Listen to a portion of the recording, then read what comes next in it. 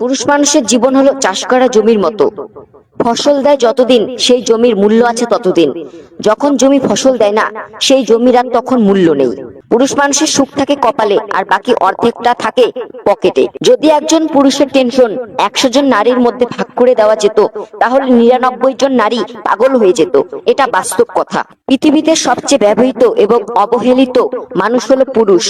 একটা মেয়ে কিশোরী থেকে নারী হওয়ার পর তার মায়ের শাড়ি, গহনা এবং বাবার স্নেহ পায়, কিন্তু একটা ছেলে কিশোর থেকে পুরুষ হওয়া পর্যন্ত সে পায় বাবার ঋণ, পরিবারের দায়িত্ব এবং নির্ঘুম রাগ।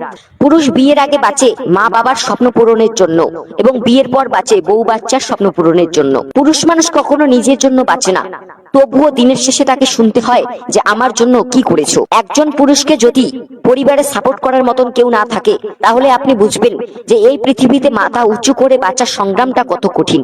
পুরুষ চাকরি পেলে বিয়ে করার চিন্তা করে, কিন্তু নারী চাকরি পেলে স্বামী ছাড়ার ভাবনা ধরে। পুরুষ ভাবে সংসার করার স্বামীর আলো, আর নারী ভাবে স্বাধীন হয়ে উড়বে ভালো।